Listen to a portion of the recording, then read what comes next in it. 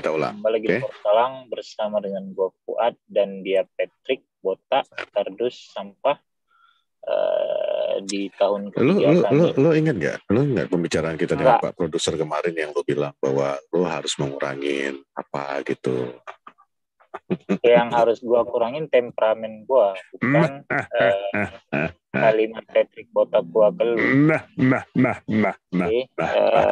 Kembali lagi bersama dengan kami yang sudah setia selama 3 tahun terakhir menemani kalian, memberi kalian enlighten, ya, pencerahan, ya. Semoga kalian cukup tercerahkan. Semoga kalian menjadi cukup sabar menjadi fans United. Semoga kalian menjadi lebih smart. Amin. Udah bang, panjang semua ya. Semoga ya namanya doa kan gitu. Udah gua aminin. Nggak ada liga, tidak ada liga 2 minggu. Jadi apa yang mau dibahas kalau nggak ada liga? Bahas jodoh yo. Di Batam. Hah? Jodoh di Batam? Jodoh di Batam, kota masih Ucu. Oh, daerah jodoh. Maaf saya. Guys. Daerah jodoh di Batam. Kan kita bicara di mana jodoh ya di Batam kan gitu. Entar dulu. Biar agak tahu dikit. Jadi kan selalu ada ilmu-ilmu. Ada ilmu yang baru didapatkan. Geografi, ilmu wanita, perfilman. Nah, tentang movies, kemudian wanita, percintaan, ya, wanita, ilmu agama, ya kan, agama Islam aja, karena agama Patrick nggak ada. Ada lagi lalu. Ya, tapi masih Zoom karena belum ada waktu untuk ketemu. Kami masing-masing sangat sibuk ya. Jadi kita Zoom dan bahkan mungkin Zoom ini bisa sampai awal November. Mungkin. Ya, mohon maaf sekali. Berhubungan Bang Fuad ada proyek yang mungkin akan membawanya ke Pulau Dewata. Jadi kalian yang di Pulau Dewata siap-siaplah menyambut Bang Fuad. Dan puji Tuhan, alhamdulillah saya diperpanjang visa Amerikanya. Jadi nah, emang yang bokap sama nyokap udah selesai? Aman, semua aman. Udah berancus. Sudah berancus, kita berancus. Iya, udah aman semua. Udah keluar, alhamdulillah. Iya. Mantap kalau gitu ya. Oke, jadi kita hari ini cuma mau bahas apa ya? Mungkin pertama mungkin kita akan mengucapkan bela sungkawa kita terdalam buat Ratu Elizabeth. Kan dan udah Cumi. Iya, episode sebelumnya. Tar dulu, ini versi yang lucunya. Dan Pangeran Charles yang akhirnya menjadi Raja Charles di umur 70-an. Ya ibaratnya baru naik bisa sebentar lagi koit lagi. Ini Pangeran Edward di belakang udah nunggu-nunggu nih ya. Kesampean juga gue jadi raja. What if Pangeran Edward yang mati duluan? Ya berarti adiknya Harry naik. Wah itu keren cuy. Itu keren. Kalau sampai enggak dong. Harry kan anaknya. Cuma anaknya kok. Oh, anaknya kan masih terlalu kecil, belum bisa. Anaknya siapa? Edward, anak Edward kan masih kecil-kecil, belum bisa lah. Iya, makanya kan tadi kau bilang berarti yang naik si Harry adiknya. Harry kan anaknya Charles. Cuma iya, Edward kan abangnya Harry. William, bodoh. William, iya. Yes.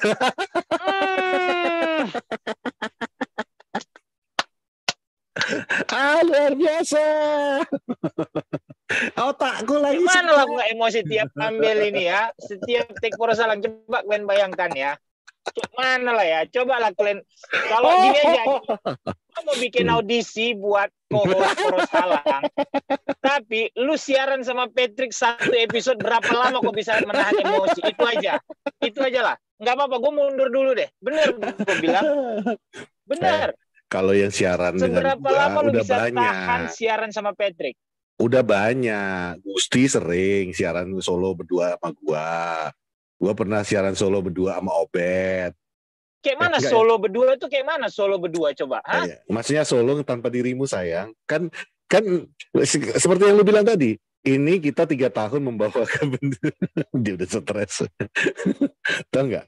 Itu hubungan gue terlama itu 3 tahun. Solo berdua. Berisik. Solo berdua. Iya, pergi ke Solo berdua. Pergi ke Solo berdua. Anyway. Kadang-kadang Patrick ini bodohnya ke MU. Persis. Kenapa tuh Bang? Iya. Ya sama, kadang-kadang bodoh. Gitu udah kan? Tahu itu nggak boleh dilakukan, tetap dilakukan kan gitu. Oh iya, Harry urutan kelima tahta setelah anak-anak William. Iya, tadi aku salahnya di namanya aja. Aku juga tahu itu. Jadi kalau misalnya William katakan, kau bilang kan William meninggal gitu kan. Kau pun ikut salah. Orang kau ikutin pakai nama yang kau pakai. Enggak, kan gue bilang kok Edward, aku mikir Edward kok tiba-tiba ke Harry gitu. William lah bodoh.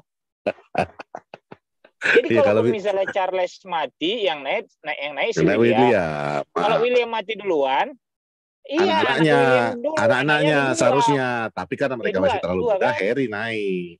Enggak ngaruh, tetap anaknya jadi raja. Kok sangka ini kayak Last Emperor? Iya. The Last Emperor. Pak Emperor terkecil di dunia, umur 10 tahun gitu. Gila kau. Bukan The Last Emperor, judulnya Empire of the Sun, Cumi.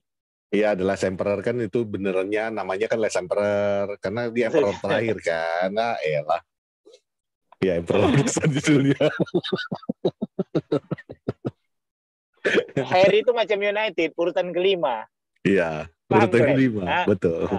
Itulah dia sekarang bridgingnya. Kepanjangan saking bodohnya si Patrick ini mengurutkan. Ya kan, padahal tadi mau masuknya iya. Jadi Harry itu sama dengan United, urutan kelima di pewaris kerajaan Inggris.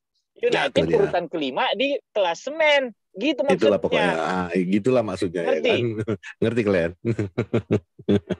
Jadi audisi dimulai dari episode ini. William paling besar, anaknya William paling besar itu macam United di Europa League.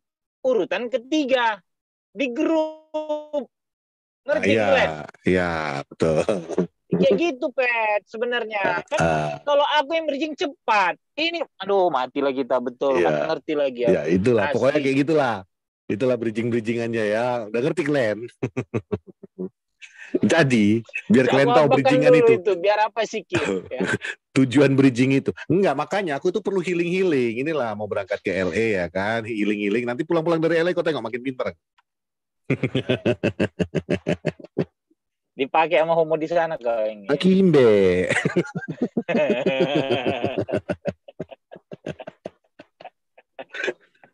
Kok recording stop lagi? Ketemu Sheriff nanti. Sheriff itu nama lengkapnya Sheriff itu ini Sherifuddin. Bukan, Who Shot namanya. Nah, itu dia. Who Shot the Sheriff?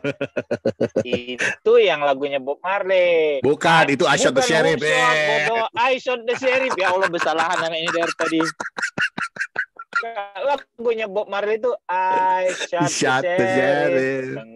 But I didn't shoot the deputy. Bukan Who Shot I Shot the Sheriff, bodoh. Aduh, Iya, aku juga tahu. Tapi Sheriff ini agak-agak ini ya, tidak bisa diprediksi.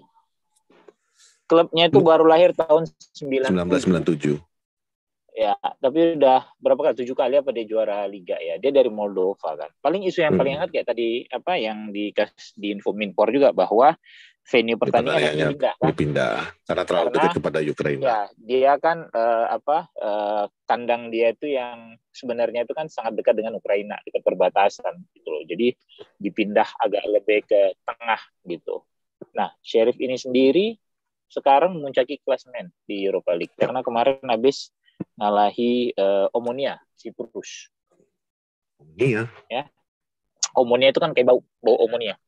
Omonia itu di Liga ya, ngalahin di Europa League, ngalahin Kodok 3. Itu Amonia. Nah, itu dia, pintar kan? Nah, kalau pendidikan aku tahu, gitu. Aku apa? ya, oke. Nah, gua rasa tidak akan menjadi pertandingan yang mudah juga buat United, terutama karena nggak keraba ini lawannya. Gitu loh. Lawan ini ibarat... Ini main bola, Wak. Ngapain kok raba-raba? Ini lawan ini ibarat orang yang bukan mahram kalian. Ya. Gitu loh. Jadi tidak bisa itu. Nah, Sheriff ini benar-benar tidak bisa diraba kekuatannya. Selain kemarin dia habis menang 3-0 sama Monia, terus musim lalu bahkan dia juara Liga Moldova kan, gitu. Ya. Musim ini sendiri 7 pertandingan dia memuncaki klasemen Liga juga gitu. So harusnya tim ini tidak bisa dianggap enteng, terlepas dia berasal dari mana kan gitu. Karena tahun lalu pun di Champions League mereka berhasil mengalahkan Real Madrid loh di group stage. Kalau jangan lupa loh itu. Yes, itu di partai awal kalau gue nggak salah. Partai pertama perdananya Madrid. Kalau gue nggak salah. Ya, kalau gue nggak salah sih partai awal mereka ngalahin Madrid. Jadi pada saat kemarin pembagian grup kan mungkin banyak fans yang ngerasa wah bisa nih kemakan nih. Ketahuannya klub dari Siprus, klub dari Moldova, klub dari Spanyol gitu, Sociedad yang ya bukan selevel Atletico, Barca, Madrid atau mungkin Valencia, Sevilla mungkin kan kalau Sociedad kan gitu. Tapi ternyata kayaknya United di partai perdana kemarin di kandang sendiri kalah sama Sociedad. So it's a mountain to climb kalau menurut gue, Pep. It's a mountain to climb, dan Ten Hag harusnya tidak bisa lagi memainkan formasi yang sama seperti kemarin pada saat melawan Sociedad. Kenapa? Karena Liga kemarin kan mungkin lu merotasi pemain karena lu akan main di Liga kan di weekendnya. Harusnya kita lawan Teles, ya kan? Ternyata pertandingan Liga dipospon. Koid lah ratu kan? Pospon lah semua. Pospon, sehingga pemain-pemain lu ini harusnya tetap lebih segar kan gitu. Bahkan yang kemarin tidak turun menjadi lebih segar gitu. Jadi malah dingin ini Bang, kalau gue bilang udah jadi dingin. Iya.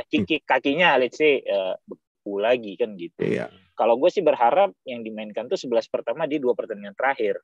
Jadi ya udah De Gea, kemudian Dalot, Varane, Lisandro, Malaysia, McTom, Eriksen, Bruno, kemudian Sancho, Anthony sama si Rashford gitu loh. Kalau menurut gue memang itu. Atau mungkin kalau memang lu mau ngasih kesempatan Casemiro dengan pengalamannya yang segudang di Eropa, ya lu mainin dia aja dengan si dengan Eriksen kan, menggantikan si Scott McTominay gitu. Tapi mengingat betapa bagusnya penampilan McTominay beberapa pertandingan terakhir, agak kurang fair juga kalau menurut gua ya gitu, karena lu harus memberikan kesempatan kepada pemain yang memberikan sesuai dengan terbaiknya di setiap performa dia pertandingan gitu loh. Kalau gua begitu, terlepas dari nama besar kan gitu.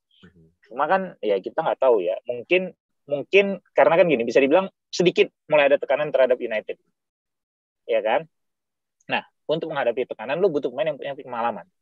Nah, level situ yang Casemiro punya gitu loh, instead of McTominay. Jadi kalau gue akan mainin Casemiro, sama sekalian ngasih dia terus main sama tim yang banyak supaya kemampuannya balik lagi nih kayak waktu di Madrid yang kita lihat, Casemiro yang kita tahu gitu. Itu kalau menurut gue sih, Pep. Ya, setuju. Kalau gue sih pribadi jatuhnya siapapun yang mau turunin di starting lineup, yang penting jangan Maguire. Bagi gue itu pertandingan udah akan menjadi pertandingan yang menarik.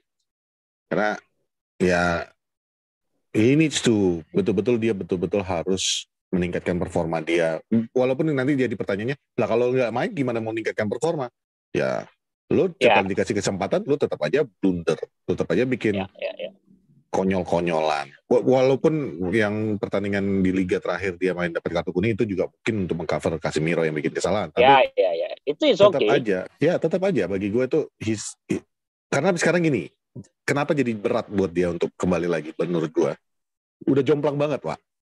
Dengan performa Lisandro yang begitu bagusnya, jadi makin kelihatan buruknya gitu loh. Jadi menurut gue ya, siapapun yang mau lu letakkan di starting 11, selama di belakangnya itu Lisandro sama Varane, gue udah cukup puas. Ya, Ronaldo lah mungkin ya, lu kasih kesempatan lagi, karena gue masih percaya there's something in him gitu loh. Tinggal lu gimana caranya untuk mengeluarkan aja. Dan itu tergantung sama ETH bagaimana dia memaksimalkan apa yang dia miliki di Ronaldo. Karena the guy is a goal scoring machine. Jadi sayang aja kalau dia sampai nggak perform kan gitu. Ya itu sih gue sepakat gitu. Kasih kesempatan buat. Kalau misalnya itu mungkin akan gue istirahatin si Rashford ya. Tapi menarik juga gimana kemarin akhirnya Rashford quotes and quotes melepaskan pekerjaan sosialnya. Kemarin dia udah bikin statement bahwa yang lebih banyak mengurusi kegiatan sosial dia adalah ibunya apa abangnya ya, gue lupa. Ibunya. Itulah gitu. Dan menurut gue itu is something good bahwa lu mencoba fokus ke sepak bola kembali gitu. Walaupun nggak bisa dibilang juga dengan ngurusin kegiatan sosial fokusnya terbelah. Ya dia sih yang tahu sebenarnya kan gitu ya, gitu loh. Kita ya sama kayak dulu pada saat Beckham pacaran sama Posh, kemudian Sir Alex bilang enggak, lu harus lebih fokus ke sepak bola gini-gini. Ya akhirnya Beckham buktikan bahwa dia tetap bisa fokus walaupun dia pacaran sama salah satu personil Spice Girl, bahkan menikahinya gitu. Terus kesibukan dia di luar sepak bola juga banyak kan waktu itu kan, jadi model apa segala macam. Balik lagi kepada karakternya sih, karakter dia individualnya. Bukan, tiap orang kan beda-beda memang ya gitu. Itu sih. Tapi kalau memang kayak kata Patrick tadi lebih memilih Ronaldo, ya gue sih oke lah ya mainin Ronaldo, istirahatin si Rashford, main Ronaldo dari menit pertama dan kasih dia tim terbaik gitu, karena kemarin bisa dibilang dia tidak bermain masih belum bukan yang terbaik gitu. Untuk benar ya, dia tidak bermain dengan tim terbaiknya gitu loh. Jadi ya walaupun lu jago gitu kan, mungkin saat ini lu butuh sokongan penuh gitu dari rekan-rekan lu gitu, bukan cuma yang setengah-setengah kasarnya kayak kemarin. Bek kiri kemarin kita siapa sih? Show mainnya kemarin ya. Bek kiri show. Ya. Baru diganti terakhir gitu. Dan satu yang menurut gue juga mesti di upload adalah Dalot yang sampai saat ini cukup memuncaki beberapa kriteria terbaik dari aspek permainan, kayak passing, kemudian interception segala macam gitu. Ternyata Dalot muncul sebagai salah satu yang terbaik di tim saat ini gitu. Itu juga satu hal yang harus diapresiasi gitu. Gimana ini orang yang musim lalu mainnya angot-angotan segala macam, tapi selepas dari 2 pertandingan terakhir tuh kelihatan betapa dia bertransformasi menjadi lebih dan itu menurut gue memang betul-betul kredit to Varane sama Lisandro yang betul-betul membuat dia percaya diri untuk maju dan mundur. Itu dia tahu ada yang cover.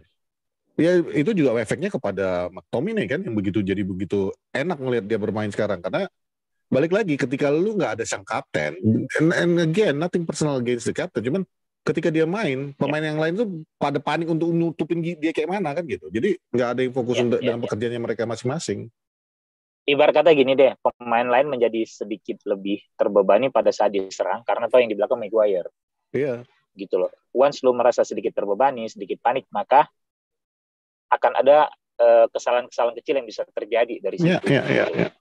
Lu jadi was-was kan, lu mau majuin bola tapi lu takut.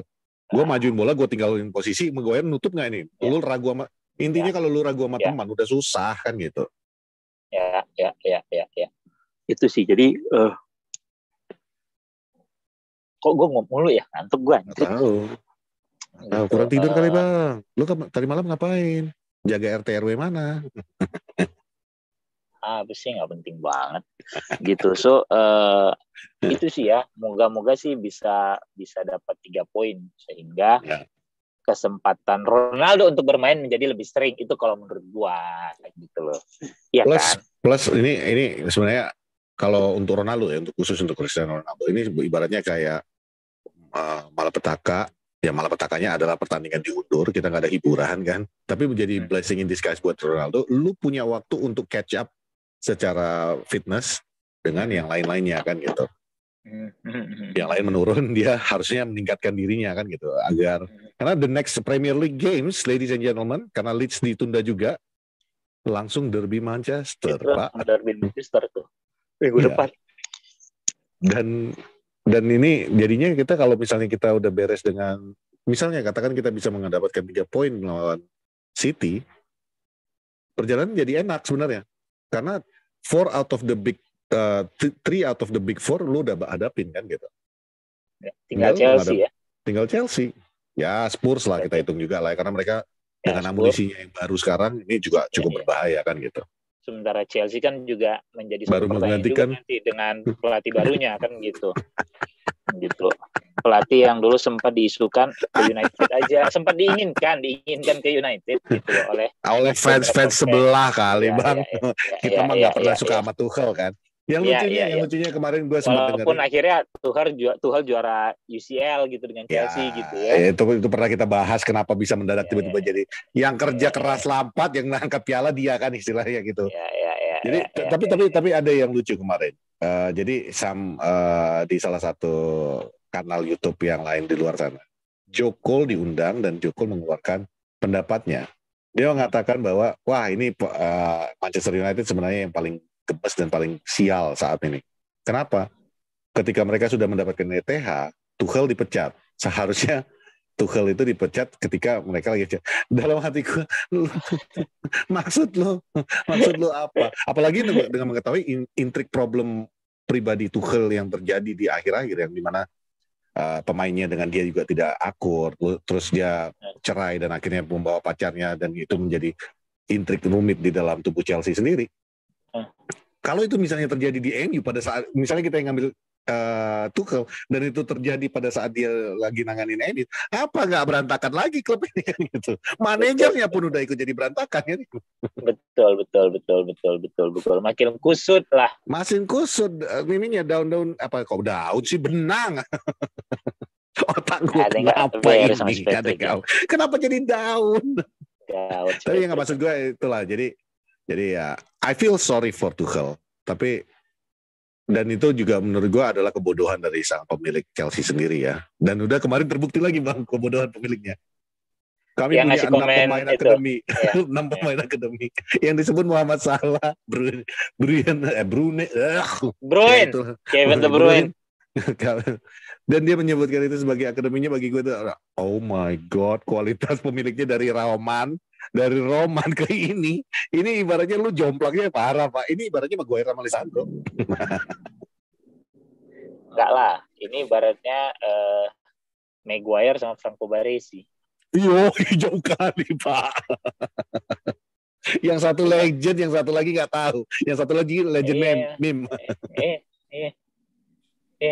Gitu. Jadi selamat juga berarti untuk Arsenal yang hingga saat ini belum tergantikan. Gitu. Sampai November kemungkinan besar masih di atas kan jadinya. Nah, bahkan gue bilang mungkin minggu depan kalaupun mereka kembali kalah, dan dan United menang lawan City, mereka masih tetap di pucuk. Ya betul. Kalau gua nggak salah sih begitu ya. Tunggu dulu. Oh enggak bukan kalah, seri bareng sama kita. Sama Spurs. Enggak, kalau misalnya minggu depan mereka kalah, mereka tergantung nasibnya sama Spurs. Kalau Spurs menang, Spurs yang akan menjadi klasemen. Karena nilai Spurs sama si City itu sama. Gitu loh. Gitu, sama-sama 14. Tapi ya at least sampai minggu ke depan, berarti 8 minggu ya Arsenal bertahta di pucuk klasemen di Inggris. Karena kan minggu lalu ke-7, minggu ini ke-8, minggu ke-9 nanti. Minggu lalu yang 8 ke-9. Nah, ini yang jadi pikiran gue beberapa hari terakhir ini. Gue nggak ngerti. Gue paham kenapa pertandingan ini ditunda, bukan karena Ratu meninggal terus harus penghormatan, enggak. Gue ngerti karena kepolisian yang Inggris dipakai rata-rata untuk penguburan upacara penguburannya Ratu Elizabeth. Itu gue paham. Tapi kalau memang itu case-nya, kasusnya, lalu kenapa liga-liga yang lain bisa berjalan? Liga di bawahnya kenapa masih bisa berjalan? Lalu kenapa kriket masih bisa berjalan? Liga sepak bola wanita masih bisa berjalan? Emangnya mereka itu nggak pakai polisi apa ya? Berarti ada kong kali kong antara pemilik Arsenal dan kerajaan, Bet. Nah, apalagi Queen Elizabeth adalah penggemar Arsenal. Fans Arsenal. Satu-satunya manajer yang pernah diajak ke Buckingham Palace untuk ngopi-ngopi, ngeteh tea time.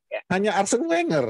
Jadi bagi gue nih, ini maksudnya apa? Mau konspirasi ngejuarain Arsenal supaya hadiah terakhir buat sang ratu? Nakal. Gila ya teori konspirasi kita. Ngeri. Karena ya itu maksudnya kayak tadi kata Patrick ya, liga di bawahnya jalan ya, benar ya. Iya. Kriket jalan gitu ya. Kriket jalan, liga sepak bola wanita jalan. Ya mungkin asumsinya gini kali Pat. Kalau untuk kayak liga sepak bola wanita, kriket, fansnya kan tidak sebanyak IPL. Tuh, liga, kata Minpor, Premier League juga masih jalan beberapa. Emang minggu ini ada yang main? Ada yang main Bor? Nggak tahu nih, tanggung jawab nih Minpor ngomong. Yang kick off siang Sabtu. Oh ada. Oh, oke.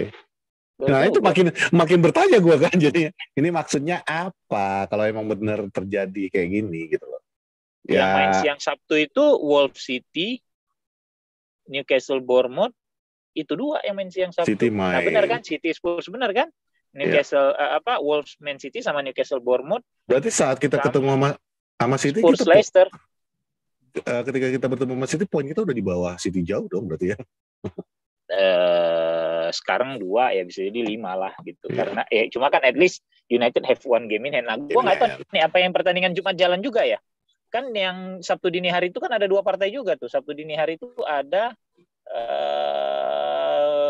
Forest Fulham, Villa Southampton yang Sabtu dini hari. Nah, Southampton Villa main berarti kan? Ya, Southampton Villa main tuh, kata Pak Prot. Berarti yang dipospon pertandingan di hari Minggu aja. Cuma juga ya. Tapi pertandingan-pertandingan di championship di bawahnya lagi itu masih jalan. Ya itu dia, mungkin maksud gue kan tadi gue pikir apakah karena konsentrasi massa supporter lebih banyak di Premier League sehingga membutuhkan aparat lebih banyak gitu ya. Sehingga akhirnya diputuskan oh ya udah ini standarisasi mungkin ya. Ya jadi ya udah yang ini kita stop supaya fokus aparatnya bisa untuk ngurusin pemakaman kan gitu. Yeah. Sementara kayak tadi gue bilang kan kayak di Women's League, di cricket gitu ya, mungkin kebutuhan akan aparatnya itu tidak sebanyak di Premier League sehingga akhirnya mereka tetap dibiarkan jalan gitu. Tapi apalagi cricket mainnya lambat ya.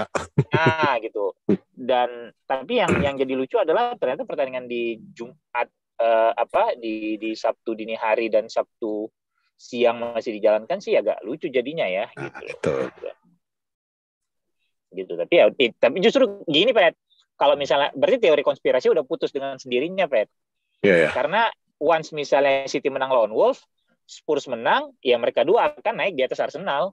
Putus sudah teori konspirasi kok tadi. Iya, tapi kan Arsenal punya game in hand kayak kata kamu. Oh iya, punya one game in hand kan kita nggak tahu. Paling nggak kan sekarang kan udah bergeser jadinya gitu loh. Putus sudah. Putus sudah. Ya, baru jadian udah putus. Ya, itu aja lah buat weekend ini ya, lawan Sheriff tadi. Untuk Premier League masih belum ada. Kita akan muncul lagi nanti di derby minggu depan untuk lawan Sheriff malam Jumat, main jam 2 lagi. Better tidur kalau menurut gua. Kalaupun lo mau bangun ya bangun buat sholat malam aja. Ya kan, nggak usah ditonton. Nanti aja lah kalau kita berhasil keluar dari grup stage baru kita tonton ya. Ya, karena jujur ini akan menjadi satu pertandingan yang penuh kejutan menurut gua gitu loh. Kayak tadi gua bilang Sheriff ini menurut lu menang nggak sih?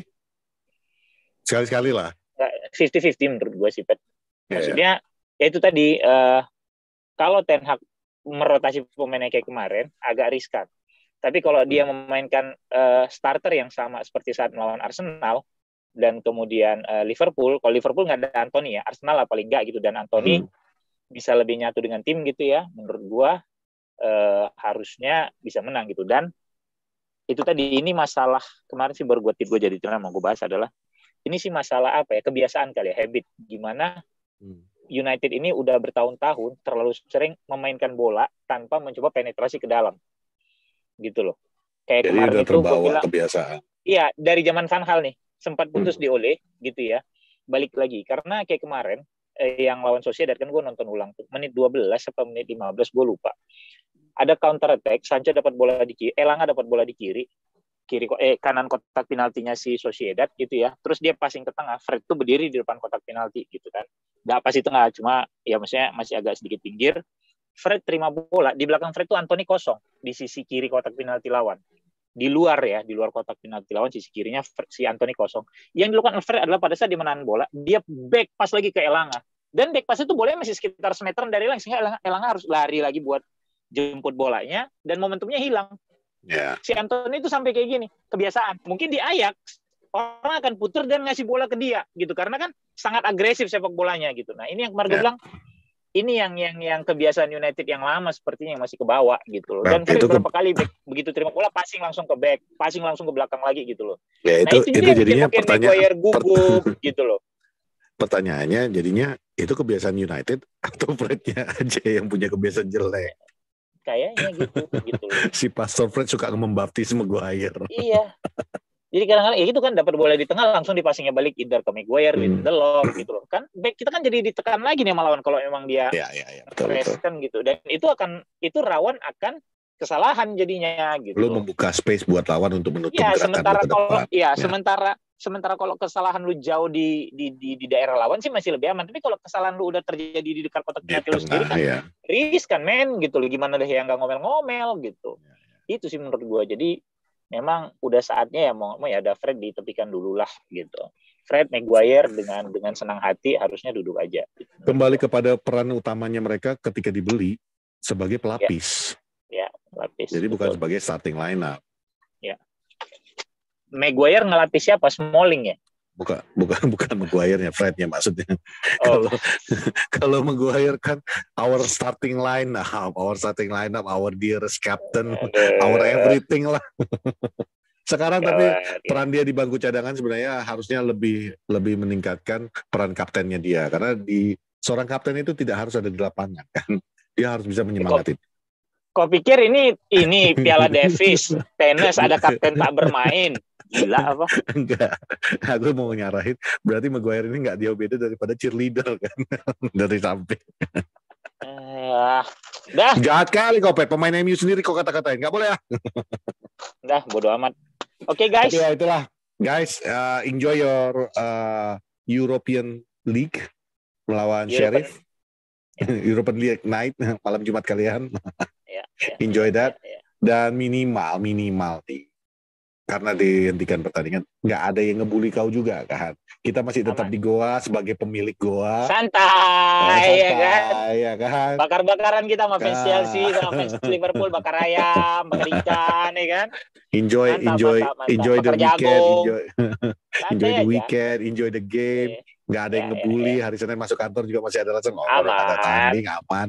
Sampai saat nanti kita derby langsung, ya kan gitu. Yes. Kaki masih dingin semua, derby kita, kan gitu. Enggak lah, kan kalau misalnya besok udah dimainin kan harusnya udah lebih hangat dong.